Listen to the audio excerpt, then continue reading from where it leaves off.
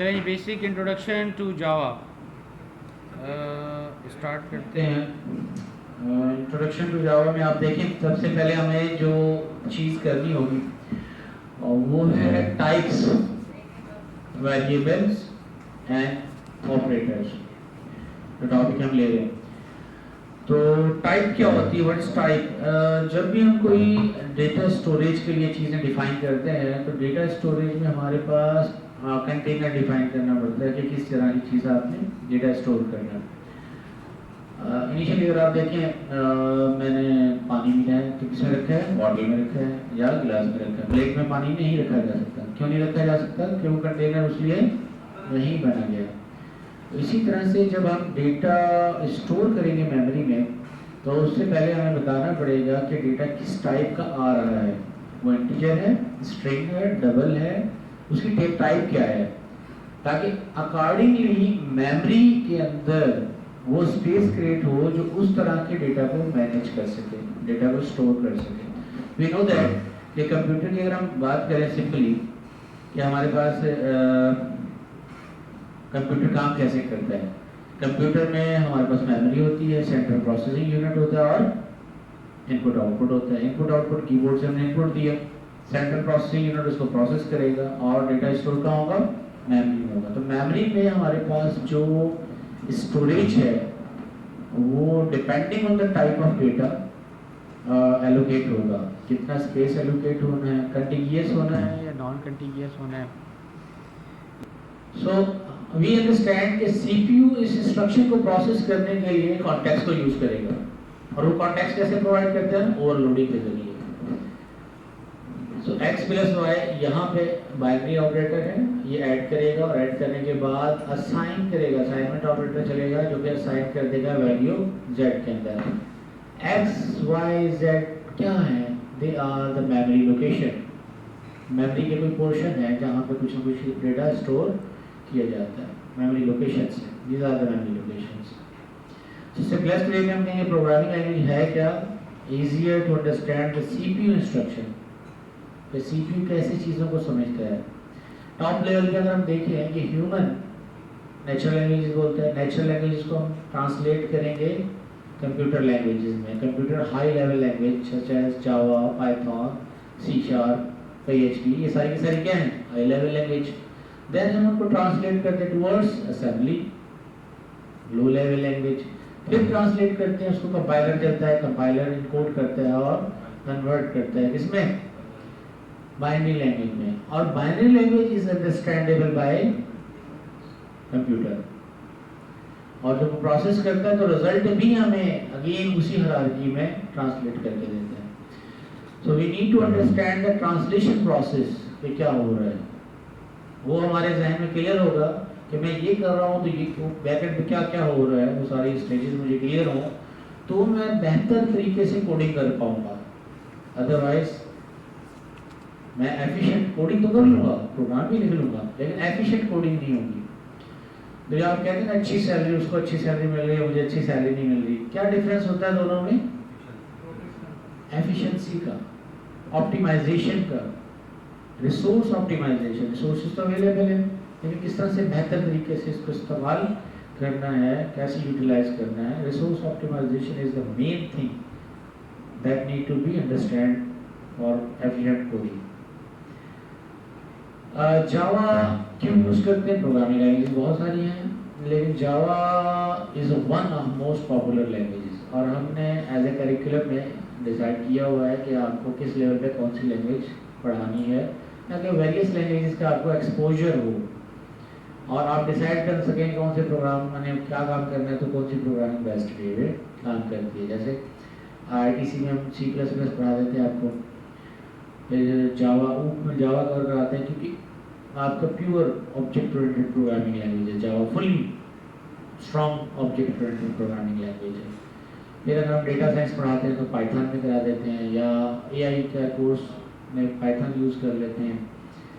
Different level पे हम different programming language use करते हैं ताकि वेरियस प्रोग्रामिंग का एक्सपोजर हो जाए। प्रोग्रामिंग लैंग्वेज सिखाना is not a difficult task. Programming language एक दफ़ा आपका कंसेप्ट बन गया, एक प्रोग्रामिंग लैंग्वेज आपने अच्छी पढ़ ली तो बाकी सारी प्रोग्रामिंग लैंग्वेज इजीली आ जाएंगी आप। कंसेप्ट एक दफा बन जाए। चेंज क्या होता है? सिंटैक्स। कंसेप्ट चेंज नहीं होते, कंसेप्ट सेम रहते हैं across the all programming languages, सिर्फ सिंटैक्स चेंज होती है। सिंटैक्स को आप मॉडिफाई करते हैं, ठीक है। जैसे हम कहते हैं इंट ए, और उसको अगर हम उल्टा करते हैं ए इंटीजर, ए इंटीजर, तो लैंग्वेज चेंज हो गई। कौन सी बन गई? कॉटलिन, जो कि मोबाइल एप्लीकेशन डेवलपमेंट में इस्तेमाल होती है। तो just we have same concept but writing style change हो गया, क्लियर है। तो जितनी भी आपकी प्रोग्रामिंग लैंग्वेजेस के वेरिएशंस आते हैं, just changing the syntax depending on the flexibility of user, depending on the designer जो उसको डिजाइन कर रहा है, बट कंसेप्ट सेम रहते हैं across all programming languages almost. So अब कंपाइलिंग जावा में, जावा में अगर आप कोड लिखेंगे तो जावा का कोड जो लिखा जाता है उसको हम कहते हैं सोर्स कोड। नोटपैड पे लिख रहे हैं आप, इंटेलिजेंट में लिख रहे हैं, वीएस कोड में लिख रहे हैं, किसी भी टूल को आप यूज़ कर रहे हैं या नेटबीन को यूज़ कर रहे हैं, ठीक है, तो वो आपका सोर्स कोड कहलाता है। उसकी जब सेव करेंगे उसकी एक्सटेंशन क्या होगी? डॉट जावा, ये बताने के लिए कि जावा का कोड है।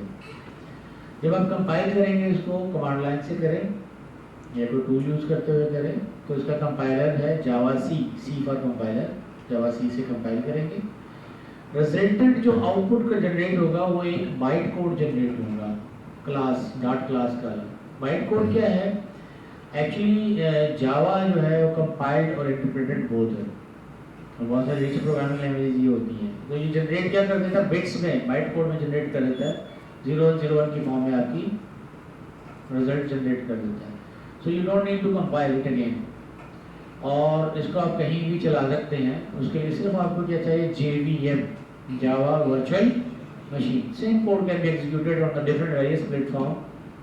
उनकी पर्टिकुलर आपको JVM इंस्टॉल करना पड़ेगा। JVM आप बनाए और उसके अंदर इसको एग्जीक्यूट कर लें, तो इस तरह से आपका जावा कोड चलता है कंपाइल टाइम पे। अब आ जाते हैं फर्स्ट प्रोग्राम की तरफ। पहला प्रोग्राम, छोटा स्मॉलेस्ट हेलो वर्ल्ड, उसको समझते हैं जावा के अंदर कैसे लिखा जाता है, इसकी स्ट्रक्चर क्या होती है। सबसे पहले अगर हम देखें, सबसे पहले लिखी जाएगी चीज़ क्लास का नाम। क्लास का नाम, क्लास कीवर्ड है, उसके बाद उसका नाम देंगे। नाम हमेशा लिखते वक्त पहला कैरेक्टर कैपिटल रखें। It's convention, not required, convention है। अगर आप एक्स स्मॉल कर दें कोई फर्क नहीं पड़ेगा, नोट चल जाएगा। लेकिन प्रोग्रामर की कन्वेंशन ये है कि क्लास नेम जब बड़ा होगा, तो जब आपको बोले क्लास का नाम क्या है, तो बोले हेलो, तो आपको ये पूछने की जरूरत है एक्स स्मॉल से या कैपिटल से। ये कन्वेंशन है कि डिफाइंड है कि क्लास का नाम है तो क्या होगा?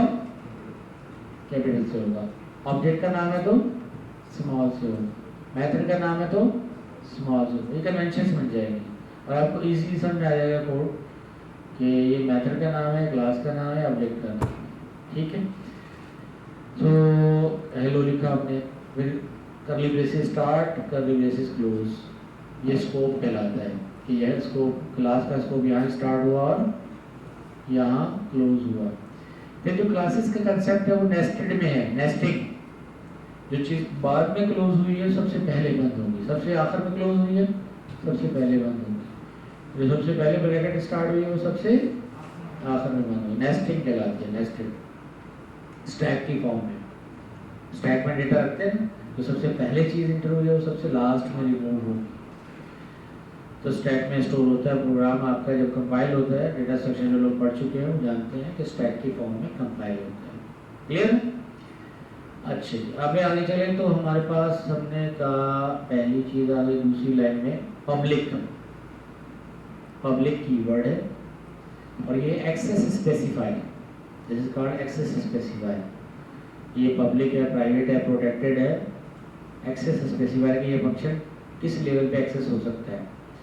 सेकंड पे है स्टैटिक वर्ड, स्टैटिक कीवर्ड है। स्टैटिक कीवर्ड क्या होता है? ये क्लास के अंदर जब हम मेथड बनाते हैं, डिफाइन करते हैं, तो दो तरह के मेथड होते हैं, क्लास लेवल मेथड्स, दूसरे होते हैं यूनिवर्सल मेथड्स, जनरलाइज्ड मेथड या ऑब्जेक्ट लेवल मेथड।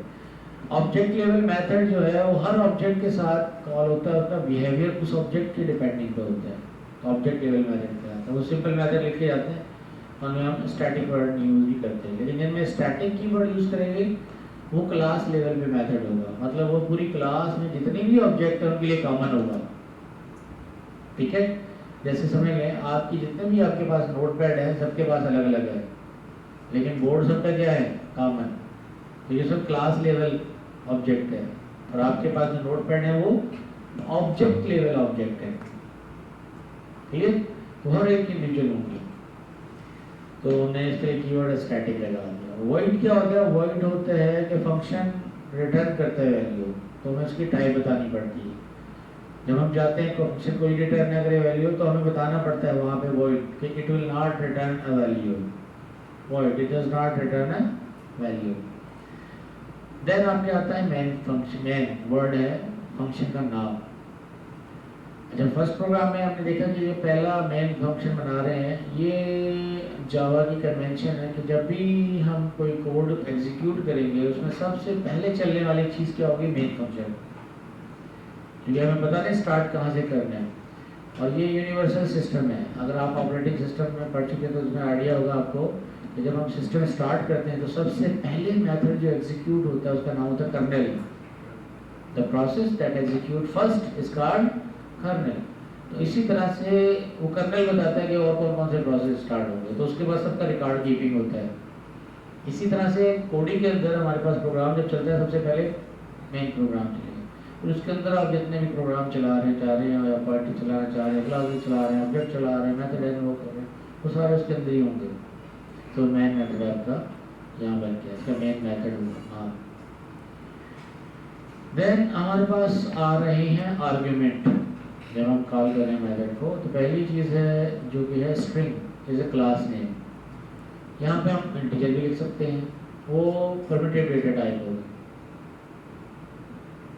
ये यूजर डिफाइंड डेटा टाइप है, और यूजर डिफाइंड डेटा टाइप और परमिटिव डेटा टाइप में क्या होता है, जैसे इंटीजर, फ्लोट, डबल, ये प्रिमिटिव डेटा टाइप है, बेसिक डेटा टाइप है।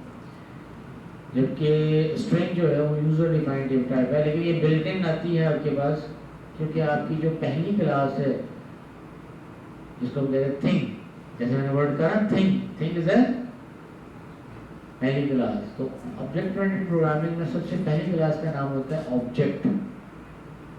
सबसे ऊपर टॉप क्लास में कौन सी क्लास है, ऑब्जेक्ट। फिर ऑब्जेक्ट से आपकी क्लासेस बनना शुरू हो जाती हैं, और उनमें से एक क्लास जो है स्ट्रिंग है। स्ट्रिंग डिफाइन करती है कि स्ट्रिंग डेटा कैसे स्टोर होगा, और स्ट्रिंग का क्या बनाया हमने, एरे बनाया है। मतलब it can store multiple strings, single string नहीं होगी बल्कि मल्टीपल स्ट्रिंग्स को स्टोर करेगा एरे की फॉर्म में। आर्ग्यूमेंट्स उनका नाम है, आर्क्स भी लिख सकते हैं, ग्लोबल वेरिएबल लिख सकते हैं आप, ABC, ये कोई भी नाम हो सकता है, इसमें कोई इशू नहीं है, बाकी चीज़ें सेम हैं। उसके बाद हमने पहली सिंटैक्स लिखी है वो क्या है, system dot out dot println, और पैरेंथेसिस के अंदर हमने कोड्स लिखे हैं hello world. System is the name of class. Out can be object through which we access it, and println is a method. तो इस तरह से आप कॉल करते हैं। मेथड को कॉल करना हो तो आप कैसे यूज करेंगे, मेथड, ऑब्जेक्ट, और अगर ऑब्जेक्ट क्लास लेवल है या पैकेज लेवल है तो उस पैकेज का नाम। जैसे मिसाल के तौर पे अभी आप कहाँ बैठे हैं, इंग्लिश लैब, वो कहाँ है, AB1 में। वो कहाँ है, IB में। तो आप बोलेंगे IB sector dot AB1 dot English lab.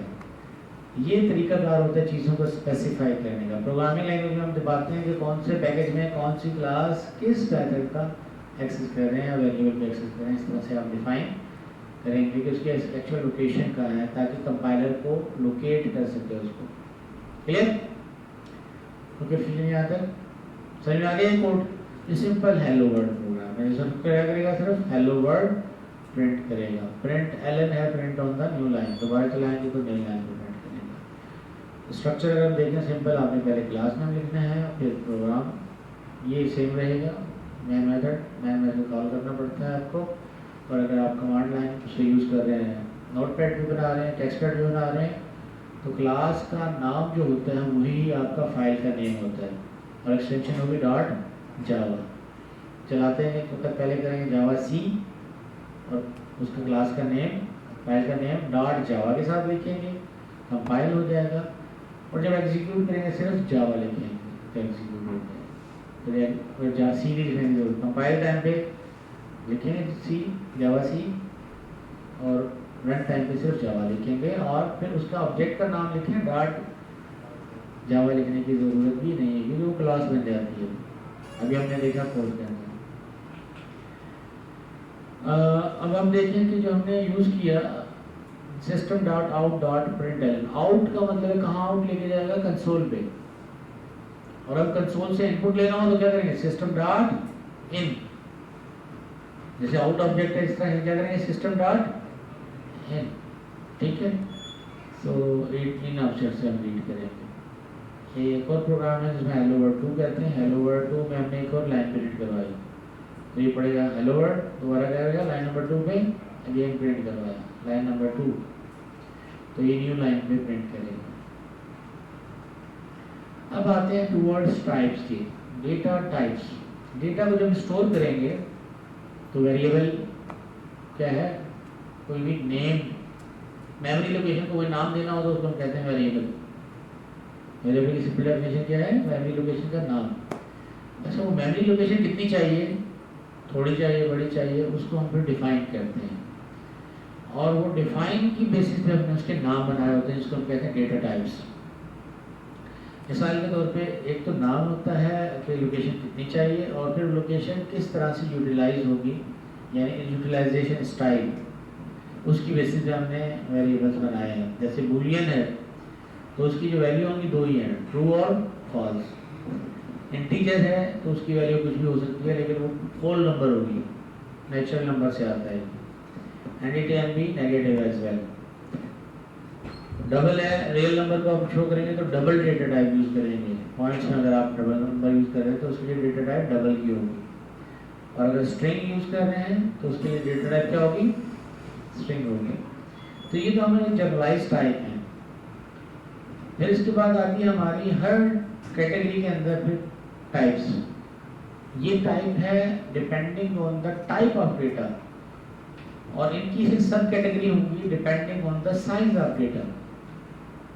Type of data में हमने कहा होल नंबर है तो इंटीजर, बड़ा नंबर है तो लॉन्ग, छोटा नंबर है शॉर्ट, उससे छोटा नंबर है बाइट। ये हमने कैटेगरी बना depending on byte, single byte, short 2 byte, short 2 byte, integer 8 byte, C में होता है 4 बाइट, जावा में होगा 8 बाइट, और लॉन्ग 16 बाइट। ये थोड़ा सा वेरिएशन है, याद रखना पड़ेगा आपको सी और जावा में, सिर्फ इसी में मामले में खराब होता है। ठीक है, सो इस तरह से आप डिपेंडिंग ऑन कंटेनर है। ऐसा कंटेनर का ऑप्टिमाइज यूटिलाइजेशन ऐसे होगा कि मिसाल के तौर पे मैंने 1 पाव दूध लेना हो और मैं बाल्टी लेके जाऊँ उसमें डाल दें, बड़ी ड्रम लेके जाऊँ उसमें डाल दूँ, तो ये गलत हो जाएगा। मतलब ऐसा नहीं है कि उसमें आ नहीं सकता। लॉजिक ये है कि ऑप्टिमाइजेशन ऑफ रिसोर्सेज नहीं है। हमने छोटे ऑब्जेक्ट के लिए छोटा कंटेनर यूज करना है और बड़ी ऑब्जेक्ट के लिए बड़ा कंटेनर यूज करना है, वाइजली प्रोग्राम करना है ताकि हमारी कोडिंग ऑप्टिमाइज हो जाए। ये नहीं है कि आपके पास मेमोरी बहुत है, मेमोरी का कोई इशू नहीं है जी, इंटीजर में बनाओ सब, नो। मेमोरी आज बहुत है, जब आप एक्सटर्नल एनवायरनमेंट में चलेंगे वहाँ स्लो होगी, नंबर 1। नंबर 2 ये है कि जब आप इसको रन करेंगे प्रोग्राम को, तो जितनी बड़ी मेमोरी होगी उतना ही लोडिंग टाइम ज़्यादा होगा। जितना कम मेमोरी यूटिलाइज करेंगे उतना ही फास्ट प्रोग्राम लोड हो जाएगा प्रोसेसर में। इस तरह से चीज़ें ऑप्टिमाइज वे में चलती हैं। वेरिएबल्स की बात करें, वेरिएबल्स आर नेम्ड लोकेशन। उसमें मैंने बताया जैसे कि 2 चीज़ें होंगी, एक तो टाइप होगी और दूसरा नेम होगा उसका। जैसे अगर स्ट्रिंग टाइप है और फू नेम है, कुछ भी रख सकते हैं आपने, लेकिन टाइप आपको सेम रखनी होगी depending on the type of data. फिर असाइनमेंट ऑपरेटर यूज करते हैं हम, equal two is a simple assignment operator. जब आप डेटा असाइन कर रहे हो, स्टोर कर रहे हो, तो उसके लिए इक्वल ऑपरेटर इस्तेमाल करेंगे। हमने कहा फू इज इक्वल टू IAP 6.0292। आप बताएंगे मुझे कितना डेटा स्टोर होगा, कितनी मेमोरी यूज होगी इसमें, मेमोरी कितनी यूटिलाइज करेगा ये?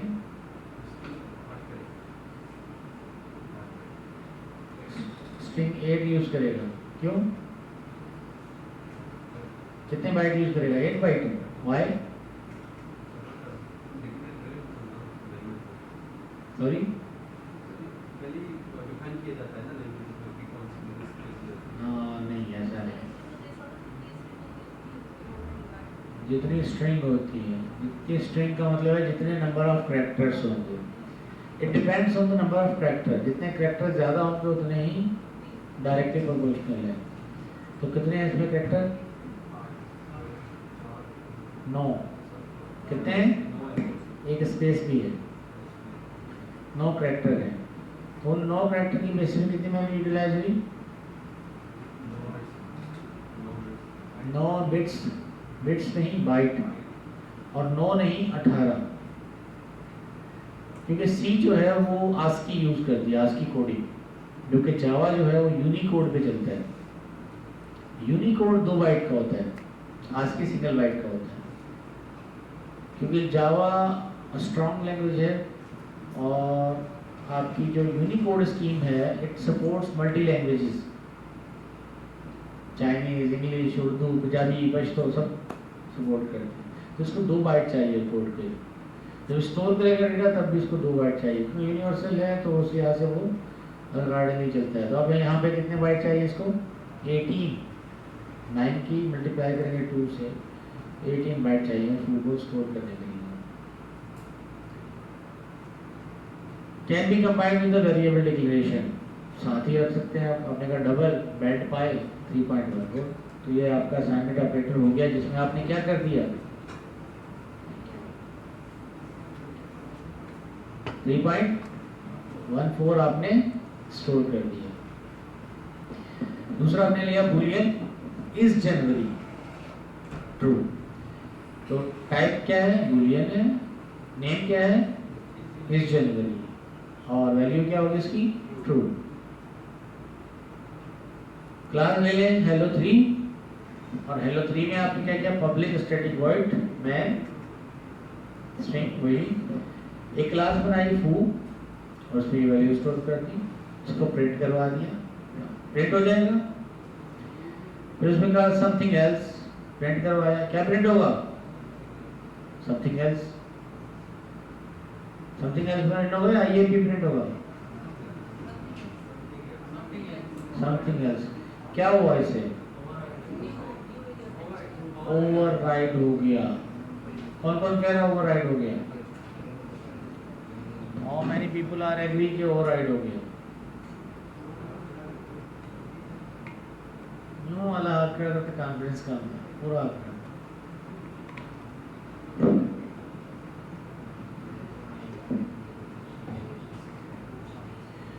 ओवरराइड नहीं होता क्योंकि डेटा टाइप है स्ट्रिंग, स्ट्रिंग डेटा टाइप है। अगर ये डेटा टाइप होती इंटीजर या डबल तो ओवरराइड हो जाता। ये क्या है? String data type. तो स्ट्रिंग डेटा टाइप ओवरराइड नहीं होती। क्या हो गया?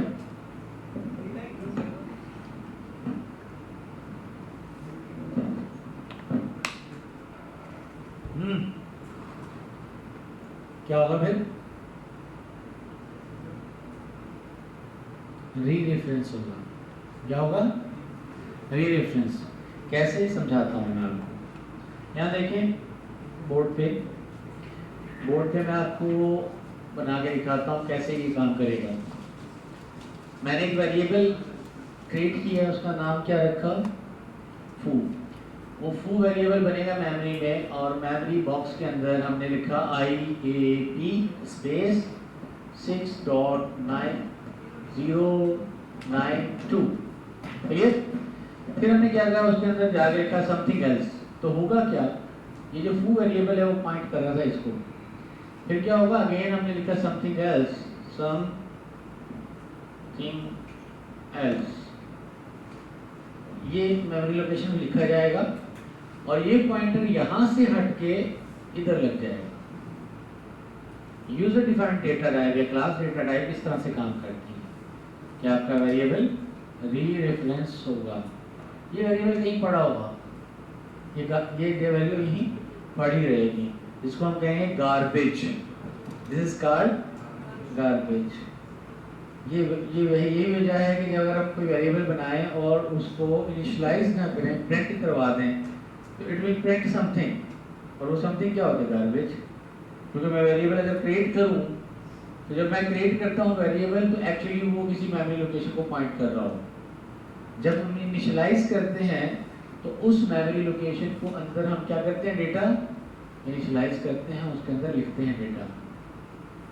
लेकिन जब हम स्ट्रिंग डेटा टाइप यूज करेंगे, तो स्ट्रिंग डेटा टाइप क्लास को यूज करता है। क्लास जब हम नया वेरिएबल बनाएंगे, तो नया वेरिएबल री रेफरेंस हो जाएगा, पुराना वेरिएबल की कंटेंट मेमोरी रहेगी जब तक गार्बेज कलेक्टर उसको क्लीन ना करे।